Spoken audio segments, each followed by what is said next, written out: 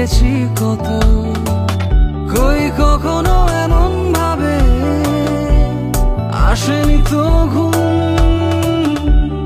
হাজার প্রাসাদ জুড়ে কেউ কেউ পায় না ঘর, আর আমি যেন পাশ ফিরেই মেঘের মরশুম। কাজল নেই, বহর নেই, ভাঙে সার মোর তুই। যতটা আধুনিক ততটা সাবেকি।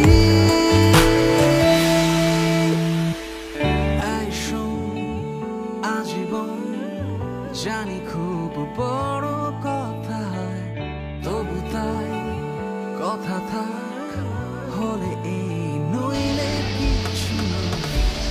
Hello everyone, welcome to bound passionate traveller. আজকে আমরা চলে এসেছি ঢেউয়ে 2 ঘন্টার একটা রাইড নেওয়ার জন্য। এটা একটা বলছে সাউন্ড ফ্রি এবং পলিউশন ফ্রি রাইড। তো এইটাই আজকে আমরা নেব 2 ঘন্টার জন্য। আর এক্সপিরিয়েন্স যা হবে সমস্ত ইনফরমেশন শেয়ার করব এই ভিডিওতে। চলো আমাদের সাথে।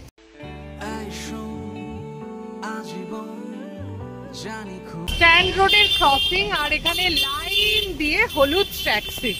মেড ক্যাফে হল, এখানে আসতেই পারো তোমরা। মেড ক্যাফে হলে খানিকটা ঘুরে তারপরে 2 ঘন্টার সময় রাখতে পারো গঙ্গা বক্ষে ভ্রমণের জন্য। চলেছি আমরা মিলেনিয়াম জেটি ঘাটার দিকে। মিলেনিয়াম পার্কের পাশেই এই জেটি ঘাটটা। আর এই যে ট্রেন লাইনটা দেখছো, এই দিকে হলো বিনয় বাদল দীনেশ রেলওয়ে স্টেশন। তো আমরা এটা পেরিয়ে, ক্রসিংটা পেরিয়ে আমরা চলেছি।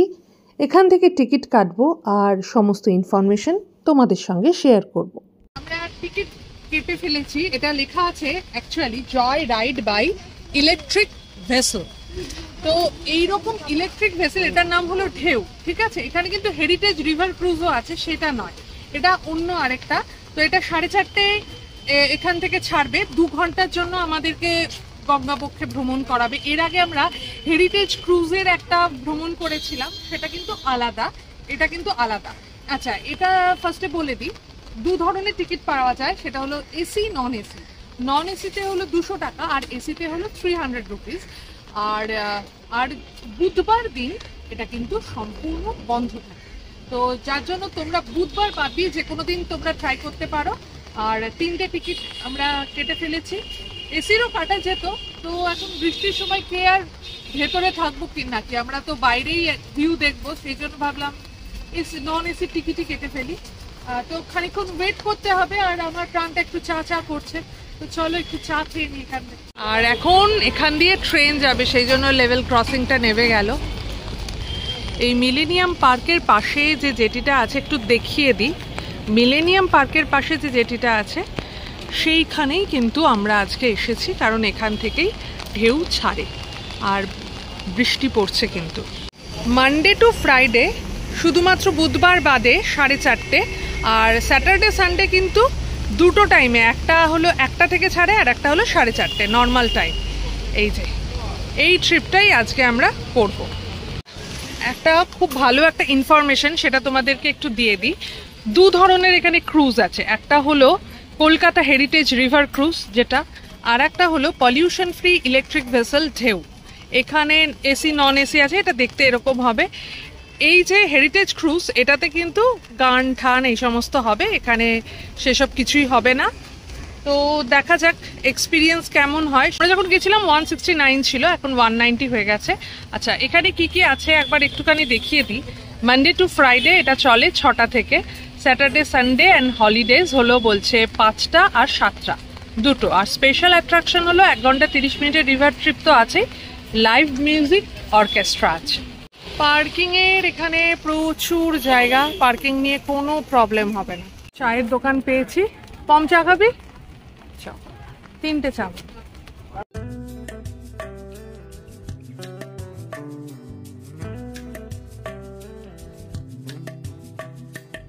হিলসা পার্টি হবে, তো 15 তারিখে দেওয়াই আছে, এটা 15ই অগস্ট। আর 1999 টাকা পার পার্সন, 12টা থেকে 3টে হলো টাইম। তো তোমরা যদি চাও এই ফোন নাম্বারে ফোন করে নিতে পারো। চা পেয়ে গেছি, এখান থেকে আমরা টিকিট কাটলাম, তারপরে চা নিলাম, আর এখানে কিন্তু খাবারের দোকানও আছে, তো এগ রোল, চাউমিন সব হয়ে যাবে। আর এদিকে হলো মিলেনিয়াম পার্ক। ঢেউয়ে যারা যাত্রী তাদের জন্য এই চেয়ারটা রয়েছে। এখানে অনেকটা বড় জায়গা, ওয়েট করা যাবে, তবে চেয়ার ফুল হয়ে গেছে। আর আমরা এই যে র্যাম্পটা আছে সেই র্যাম্পটা দিয়ে যাব। আরে বাহ, হাওড়া ব্রিজ তো দারুণ দেখাচ্ছে। যে আমরা ভিডিও করতে এসেছি তা নয়, বাইরে থেকেও অনেকে ভিডিও করতে এসছে। তো যাই হোক, বেশ ভালোই লাগছে আর কি। যত বেশি এক্সিবিট হবে আমাদের এখানকার জায়গাগুলো, লোকজন তত বেশি এখানে ঘুরতে আসবে এবং তাতে আমাদেরই লাভ হবে। এই যে মিলেনিয়াম পার্ক, এখান থেকে খানিকটা দেখা যাচ্ছে এই র্যাম্পটা থেকে। আর কি অদ্ভুত লাগছে হাওড়া ব্রিজ, ভীষণ সুন্দর লাগছে। লম্বা পাথ, যদি আজকে বৃষ্টি না হতো তাহলে এই মিলেনিয়াম পার্কে কিন্তু সুন্দর বসা যেত, ঘোরা যেত। এটা লাইন পড়েছে টিকিট দেখানো, তো আমাদের টিকিট এইটা, আমরা লাইনে দাঁড়াই। আমরা এখন লাইনে দাঁড়িয়ে রয়েছি, 4:14 বাজে, 4:17। এখানেও বোর্ডিং হয়, তো সেই বোর্ডিং শুরু হয়ে গেছে।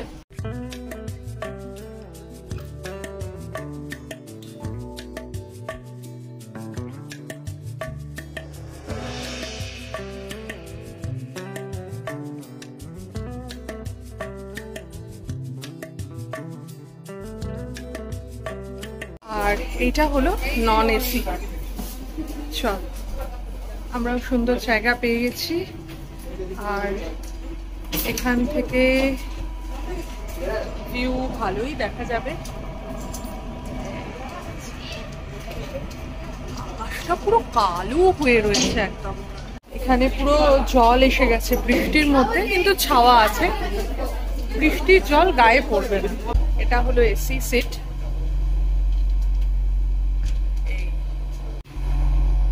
এসি যেটা সেটায় সিট আছে 30খানা। আর অমিত এখানে চেষ্টা করছে, মাঝামাঝি এলে ভালো হবে আর কি। ঠিক আছে, এখান থেকে যেমন দেখা যাবে, আবার কিন্তু পেছনেও একটা ছোট্ট ডেক আছে, ওখান থেকেও কিন্তু দেখা যাবে। আর এখানে প্রত্যেকটা সিটের নিচে কিন্তু একটা জ্যাকেট রয়েছে, লাইফ সেভিং জ্যাকেট।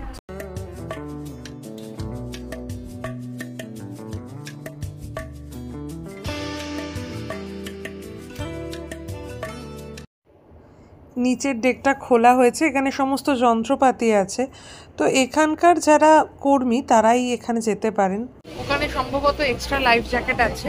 আর এই প্রত্যেক সিটের নিচে কিন্তু আলাদা করে লাইফ জ্যাকেট রয়েছে। যে জলের ব্যবস্থা আছে, জানি না এগুলো আমাদের জন্য কিনা। এটা কিন্তু আটকে দেওয়া হয়েছে, ওই যেটা দিয়ে আমরা যাতায়াত করছিলাম সেইটাই আর কি আটকে দেওয়া হয়েছে। এখানেও এইরকমই একটা সেম সিস্টেমে আটকানো আছে। তো ছাড়বে আশা করছি, বাজে 4:41। আর ওখানেও আছে হলো ভিভান্তা ক্রুজ, 4:41 ছাড়লো। এই যে এটা হলো হেরিটেজ ক্রুজ, আর ছেড়ে যাচ্ছে আমাদের ঢেউ। এটা পুরোপুরি ইলেকট্রিক একটা ক্রুজ, কোনো রকম দূষণ হবে না, আর সোলার এনার্জিতে চলে বলছে এই ক্রুজটা। দুর্দান্ত লাগছে, ভীষণ সুন্দর। আর এইটা হলো মিলেনিয়াম পার্ক। আমরা তো জেটি থেকেও দেখালাম মিলেনিয়াম পার্ক।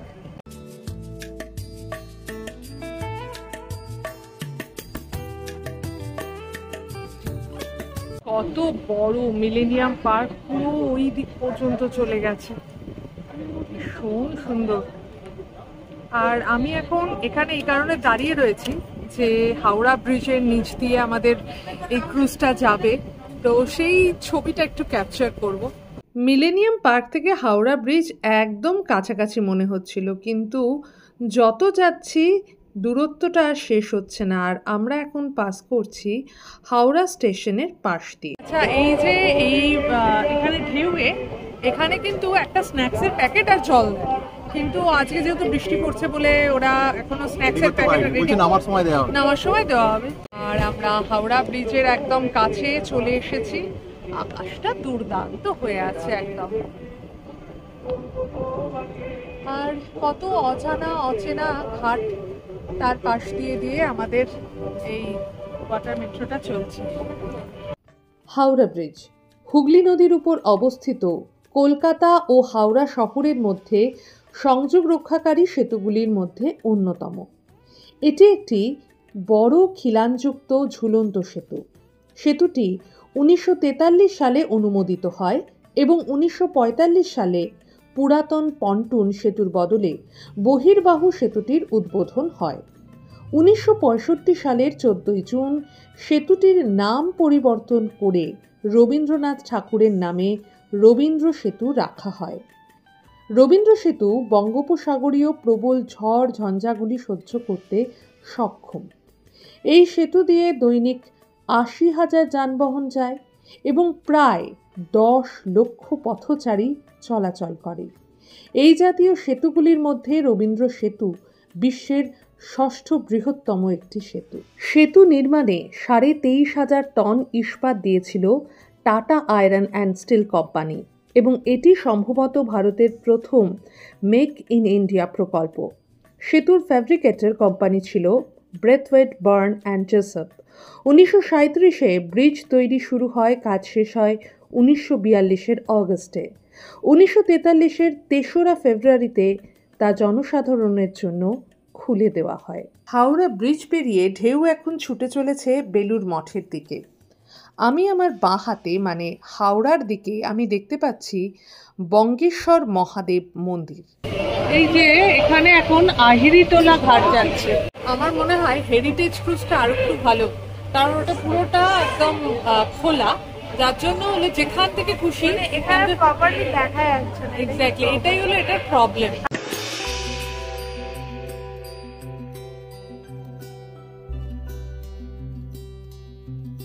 আমরা কিন্তু নন এসি টিকিট কেটেছি।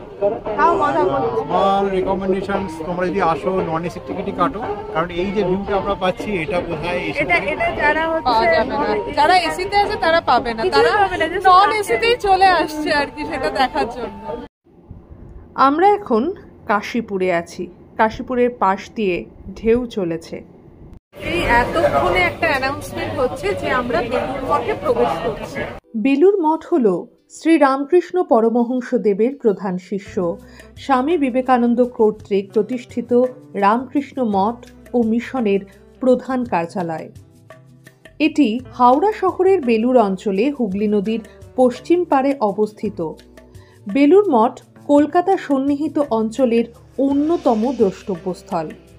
বেলুর মঠের রামকৃষ্ণ মন্দির রামকৃষ্ণ ভাব আন্দোলনের প্রাণকেন্দ্র। এই মন্দিরটি হিন্দু, ইসলামী, বৌদ্ধ ও খ্রিস্টান স্থাপত্যের মিশ্রণে নির্মিত একটি গুরুত্বপূর্ণ স্থাপত্য নিদর্শন। বেলুর মঠ 40 একর জমির ওপর অবস্থিত। বেলুর মঠ ক্রস করার পরে আরও 2টি মন্দির দেখলাম। একটা লাল মন্দির, এটা সম্ভবত একটা আশ্রম, এবং তার পাশে একটা সাদা রঙের মন্দির। যারা ভিডিও দেখছো তারা যদি এই মন্দিরগুলোর নাম জানো, প্লিজ একটু শেয়ার করে দিও নামগুলো। বিবেকানন্দ সেতু, আগের নাম উইলিংটন ব্রিজ বা বালি ব্রিজ। এটি পশ্চিমবঙ্গের হুগলি নদীর ওপর অবস্থিত একটি সেতু। এটি হাওড়ার বালি ও উত্তর 24 পরগনার দক্ষিণেশ্বরকে যুক্ত করেছে। 1932 সালের ডিসেম্বর মাসে এই সেতুটি চালু হয়। এটি একটি মাল্টি স্প্যান স্টিল ব্রিজ। এটি কলকাতা বন্দর ও তার পশ্চাৎভূমির অন্যতম প্রধান রেল ও সড়ক যোগাযোগ সেতু। এর দৈর্ঘ্য 2887 ফুট। সেতুটি তৈরি করেছিলেন বিখ্যাত কুর্চি মিস্ত্রি, কন্ট্রাক্টর ও শিল্পপতি রায় বাহাদুর জগমল রাজা চৌহান। সেতুর গার্ডারে তার নাম ফলক রয়েছে। সেতুর নির্মাণ কার্য শুরু হয় 1926 সালে, শেষ হয় 1932 সালে। ফ্যাব্রিকেশন করেছিল কলকাতার ব্রেথওয়েট অ্যান্ড কোম্পানি। ভারতের তৎকালীন viceroy Freeman Thomas first Marquess of উইলিংটনের নামে এই সেতুর নামকরণ হয় উইলিংটন সেতু। তিনি এই সেতুর উদ্বোধন করেছিলেন। যে ট্রেনটি এই সেতুর উপর দিয়ে প্রথম গিয়েছিল সেটির নাম ব্রিটিশরা রেখেছিল জগমল রাজা হাওড়া এক্সপ্রেস। শোনা যায় সেতু নির্মাণে সে যুগে 1 কোটি টাকারও বেশি খরচ হয়। বয়স ও ট্রাফিকের ভারে বিবেকানন্দ সেতু ক্রমশ ব্যবহারের অযোগ্য হয়ে পড়েছে। এই সেতুর মেরামতিও সবসময় সম্ভব হচ্ছে না, তাই সেতুর পাশেই একটি সহকারী সেতু নির্মিত হয়েছে। সেই সেতুর নাম নিবেদিতা সেতু। 2007 সালে এই সেতু চালু হয়। এবার কিন্তু আমাদের ওয়াটার মেট্রোটা আবার হাওড়া ব্রিজের দিকে চলতে শুরু করেছে। পাশেই দেখতে পাচ্ছি দক্ষিণেশ্বরের মন্দির, আর এইদিকে বালি ব্রিজ।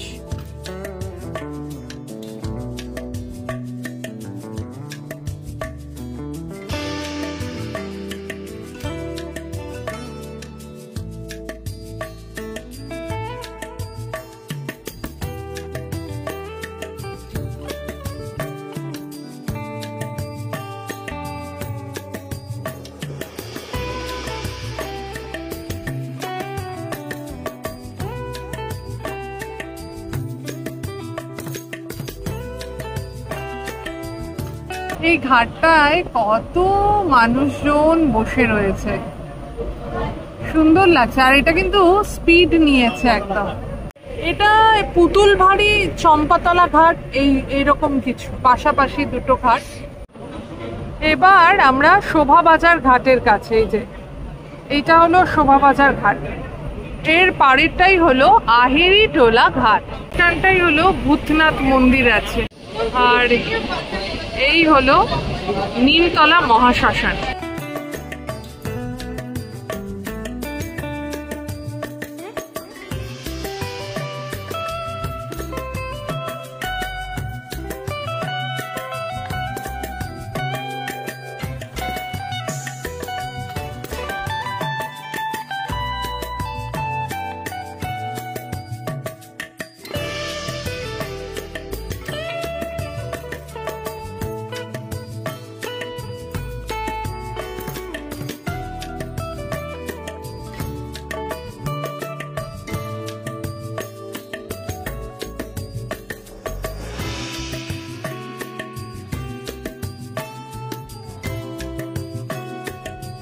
দু ঘন্টার এই যাত্রাপথ আমাদের আবার কমপ্লিট হয়ে গেল। আমরা চলে এসেছি আবার মিলেনিয়াম পার্কের জেটিঘাটায়।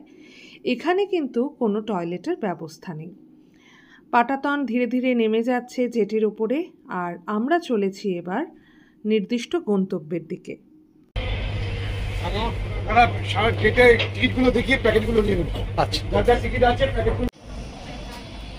অবশেষে আমাদের জার্নি শেষ হলো।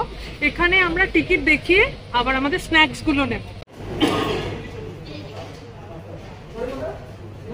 তিনটে স্ন্যাক্সের বাক্স, আচ্ছা জল দিয়েছে, কি কি আছে একটু দেখাই।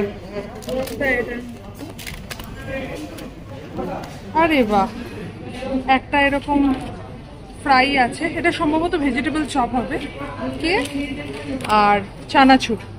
চলো বাইরে একটা চা নিই আর এই ভেজিটেবল চপটা খাই, দারুণ মজা হবে। চা আর ফ্রাইস। আমাদের ভিডিওটা যদি ভালো লেগে থাকে তাহলে প্লিজ লাইক, কমেন্ট আর শেয়ার করে দিও, আর আমাদের চ্যানেল কম্প্যাশনেট ট্রাভেলারে নতুন হলে সাবস্ক্রাইব করে দিও।